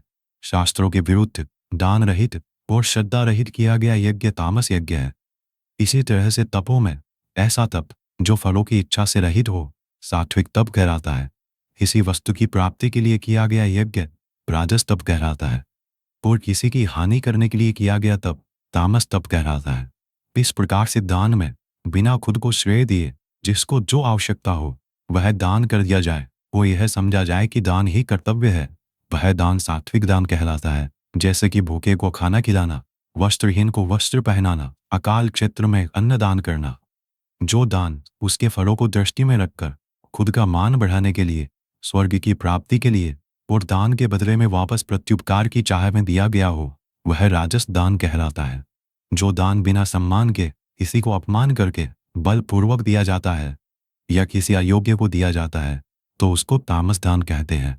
श्रद्धा सहित, फल की इच्छा रहित और जगत कल्याण के लिए किया गया दान, यज्ञ और तप मनुष्य को इस संसारी माया से मुक्त करके मुझ में विलीन करता है।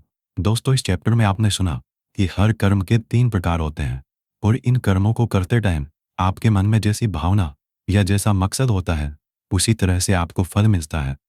और ये तीनों प्रकार है सत्य, रज और तम। सत्य सबसे अच्छा माना गया है, तम सबसे गिरा हुआ माना गया है। सत्य का मतलब है आप जो भी काम करें, मेहनत करें, उसमें एकदम इमोशनली स्टेबल होकर, बिना उस काम के रिजल्ट के बारे में सोचे, बिना उस काम को करने का क्रेडिट लिए, खुद के मन की शुद्धता और संसार का कल्याण करने के लिए करें। लेकिन आज के टाइम में हम अपने गोल्स के लिए काम करते हैं, जिनमें हमें मेहनत के लास्ट में रिजल्ट चाहिए होता है। भगवान कृष्ण ने कहा है कि हमारे दुखों का और काम बिगड़ने का यही मेन रीजन है कि हम उसके रिजल्ट के बारे में सोच सोच कर परेशान रहते हैं। इसलिए दोस्तों, आप भी सत्य के इस रास्ते पर रहने की कोशिश करें। भागवत गीता अध्याय 18 उपसंहार। दोस्तों, गीता के 18वें और आखिरी चैप्टर में हम जानेंगे कि क्या त्याग और संन्यास एक ही है। इस पूरे गीता ग्रंथ का निचोड़ भी आपको इसी चैप्टर में मिल जाएगा, इसलिए आपको इस चैप्टर को लास्ट तक ध्यान से सुनना चाहिए। अर्जुन बोले, हे कृष्ण, मैं त्याग और संन्यास के बारे में जानना चाहता हूँ। श्री कृष्ण ने उत्तर दिया कि अर्जुन, इस संसार में कुछ लोग कर्मों के फलों को छोड़ने को त्याग कहते हैं, और अगर कर्मों को ही त्याग दे तो उसको संन्यास कहते हैं। कुछ लोग सभी कर्मों को दोष भरे और सभी दुखों का कारण मानकर उनका त्याग करने के लिए बोलते हैं, और कुछ लोग बोलते हैं कि यज्ञ, तप और दान वाले कर्म कभी भी नहीं त्यागने चाहिए। इसलिए अर्जुन, अब तू मेरे से त्याग और संन्यास को अच्छी तरह से समझ। इन दोनों में से मैं त्याग को पहले बताऊंगा, क्योंकि यह त्याग भी 3 तरह का होता है, सात्विक, राजस और तामस। यज्ञ, तप और दान, ये तीनों त्याग के योग्य नहीं, बल्कि फल की इच्छा के बिना किया गया यज्ञ, तप और दान, यही सात्विक त्याग कहे जाते हैं। मतलब जो शास्त्रों में दिया गया कर्म और धर्म जिसमें फल और आसक्ति ना हो, उसको सात्विक त्याग कहा जाता है। कोई मनुष्य अगर सभी कर्मों को यह समझकर त्याग दे कि यह कर्म ही दुखों का कारण है, तो यह त्याग राजस त्याग कहलाता है। किसी अन्य मोह के कारण अगर किसी कर्म का त्याग कर दिया जाए तो त्याग को तामस त्याग कहते हैं। जो व्यक्ति किसी भी काम से ना तो प्रेम करता है और ना ही नफरत करता है, ऐसा बुद्धिमान व्यक्ति ही सच्चा त्यागी है। मनुष्य शरीर कितना भी प्रयास कर ले, लेकिन वो फिर भी पूरी तरह से कर्म को नहीं छोड़ सकता, जैसे कि सांस लेना। इसलिए कर्मों के फलों को छोड़ देना ही सच्चा त्याग होता है। जो लोग कर्म फलों का त्याग इस संसार में नहीं करते हैं, उनके कर्म फल मृत्यु के बाद भी उनका पीछा नहीं छोड़ते हैं। हे अर्जुन, मनुष्य मन, वाणी और शरीर से जो भी अच्छा या बुरा काम करता है, वह 5 तरह से होता है। करने वाले के द्वारा, उसके शरीर के द्वारा, उसकी ज्ञानेंद्रियों के द्वारा, उसकी कर्मेंद्रियों के द्वारा, या फिर उसके पूजनीय देवताओं के द्वारा। ज्ञाता, ज्ञान और ज्ञेय, ये 3 प्रकार की कर्म प्रेरणा है। कर्ता, कारण और क्रिया, ये 3 तरह के कर्म संग्रह है। अर्जुन, ज्ञान, कर्ता और कर्म, ये तीनों भी 3 तरह के हैं। जिस ज्ञान में परमात्मा को अमर और अनंत माना जाता है, वह ज्ञान सात्विक है। जिस ज्ञान में परमात्मा को अलग अलग समयों में अलग अलग नामों से जाना जाता है, वह राजस ज्ञान है। और जो ज्ञान सात्विक ज्ञान और राजस ज्ञान के बाहर है, वह तामस ज्ञान है। जो कर्म श्रद्धा रहित और फल की इच्छा के बिना किया जाता है, वह सात्विक कर्म कहलाता है। जो कर्म कुछ पाने के लिए किया जाता है, वह राजस है। और जो कर्म किसी का नुकसान करने के लिए किया जाता है, वह तामस कर्म है। इस प्रकार से सात्विक कर्म करने वाला सात्विक कर्ता, राजसी कर्म करने वाला राजसी कर्ता और तामसिक कर्म करने वाला तामसिक कर्ता कहलाता है। इस तरह बुद्धि और संकल्प भी 3 तरह के होते हैं। हे अर्जुन, सात्विक कर्म, राजस कर्म और तामस कर्म करने वालों की बुद्धि और संकल्प, ये भी क्रमशः सात्विक, राजस और तामस होते हैं। हे अर्जुन, सुख भी 3 तरह के होते हैं। बिना किसी कर्म फल के परम ब्रह्म में ध्यान लगाकर मिलने वाला सुख सात्विक सुख होता है। बल, बुद्धि, शक्ति, राज्य इत्यादि की प्राप्ति राजस सुख है। नींद, आलस्य और वासना इत्यादि तामस सुख है। इस पूरे ब्रह्मांड में इन तीनों प्रकार के अलावा और कुछ भी नहीं है। हे अर्जुन, ब्राह्मण, क्षत्रिय, वैश्य और शूद्र, इन चारों के कर्म इनके गुणों के आधार पर बांटे गए हैं। अपनी मन और इंद्रियों को वश में रखना, सभी प्राणियों का भला करना, धर्म का पालन करना, बिना कर्ता भाव के कर्म करना, परमात्मा में ध्यान लगाना, ये सब गुण जिसमें होते हैं उसको ब्राह्मण कहना चाहिए। बल, बुद्धि, दान, वीरता, शासन, ये सब क्षत्रिय के कर्म है। खेती, व्यापार इत्यादि वैश्य का काम है तथा इन सब वर्णों की सेवा करना शूद्र का कर्म है। हे अर्जुन, दूसरों के धर्म और कर्म से तो अच्छा है भले ही कम गुणों वाला हो, लेकिन अपना ही कर्म और धर्म निभाए, और ऐसा करना ही मोक्ष के द्वार खोलता है। मानव कर्मों में कुछ ना कुछ कमियां तो रहती ही है, फिर भी उसको खुद का कर्म नहीं छोड़ना चाहिए। जिस तरीके से कोई व्यक्ति भगवान को पा सकता है वह अब मैं तुझसे सारांश में कहूंगा। हमेशा और हल्का भोजन करने वाला, हमेशा और हल्का भोजन करने वाला, अपने देश का धर्म निभाने वाला, इच्छाओं का त्याग करके एकांत में ज्ञान का अध्ययन करने वाला, मंद वाणी, शरीर को वश में रखने वाला, लाभ हानि, सजीव निर्जीव, मित्र शत्रु, इन सबको बराबर समझने वाला, घमंड, बल, मोह रहित और शांति सहित भगवान से अनंत भक्ति प्रेम करने वाला सदा के लिए मेरे पास आ जाता है। इस तरह का ब्रह्म योगी ना तो कोई आशा करता है, ना ही स्वयं को या दूसरों को दोष देता है, और ना ही दुख और सुख में विचलित होता है। इस तरह का परम योगी सब कर्म करता हुआ भी स्वयं को कर्ता ना समझकर मुझ परमात्मा को ही कर्म करने वाला समझता है। हे अर्जुन, इस तरह से तू भी इन बातों को समझकर अगर अपना धर्म और कर्म निभाएगा तो तू भी मुझ में परम पद पाएगा। और अगर तू इस तरह बोलकर कि मैं युद्ध नहीं करूंगा, मेरे ज्ञान को नहीं मानेगा, तो अपने धर्म, कर्म और परमार्थ से भटक जाएगा और नष्ट हो जाएगा।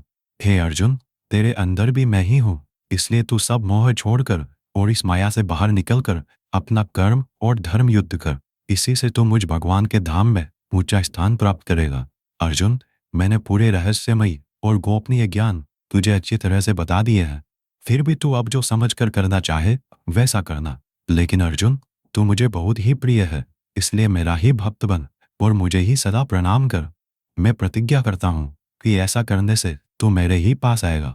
फिर भी यदि तुझे ऐसा लग रहा है कि तू पाप करने जा रहा है, तो जब तू मेरी ही शरण में आ जाएगा तो मैं तेरे पूरे पापों को माफ कर दूंगा। इसलिए तो दुखी मत हो। और अर्जुन, तू इस दिव्य ज्ञान को उस व्यक्ति से मत कहना जो इसको सुनना नहीं चाहता, या भक्ति और कर्म नहीं करना चाहता, या परमात्मा में दोष निकालता हो, परंतु तू जिस भी मेरे भक्त को मेरा प्रिय समझकर यह ज्ञान कहेगा, वह भक्त इस संसार में मेरा सबसे प्रिय भक्त होगा। इस गीता ज्ञान को समझना ही वास्तविक ज्ञान यज्ञ है, और इस ज्ञान यज्ञ से भी कोई भक्त मुझे प्राप्त कर सकता है। हे अर्जुन, अब मुझे यह बता, क्या तेरा अज्ञान मिट गया है? अर्जुन उठकर बोले, हे परम ब्रह्म श्री कृष्ण, मैंने आपका संपूर्ण ज्ञान अपनी बुद्धि में बिठा लिया है और अब मैं स्थिर हूं, और जैसा आपने मार्गदर्शन किया है मैं ठीक उसी प्रकार से अपने कर्तव्य और धर्म का पालन करूंगा। दोस्तों, चाहे कितनी भी मुश्किलें आए, जो इंसान खुद भगवान कृष्ण की इन बताई गई बातों को फॉलो करता है, उनको अपने जीवन में उतारता है, उसकी ना केवल पूरी प्रॉब्लम सॉल्व हो जाती है, बल्कि उसे जीने का, अपने सपनों को हासिल करने का तरीका भी पता लग जाता है। कुछ लोग ये भी बोलते हैं कि गीता ज्ञान सिर्फ हिंदू धर्मों का ग्रंथ है, जबकि भगवान ने खुद कहा है कि व्यक्ति जाति और धर्म से नहीं, गुणों से ब्राह्मण होता है, और इस भागवत गीता पर सभी मनुष्यों का बराबर हक है। आज की यह दुनिया कर्म भूमि है। कर्म और मेहनत का सिद्धांत सबके लिए एक होता है। इसलिए आप सब लोग इस गीता ज्ञान को बार बार सुने, हर एज के पुरुष और महिलाओं को सुनाएं, ताकि आप अपनी कर्मस्थल के अर्जुन बनकर अपने जीवन का लक्ष्य हासिल कर सको। जय श्री कृष्णा। जय हिंद। वंदे मातरम।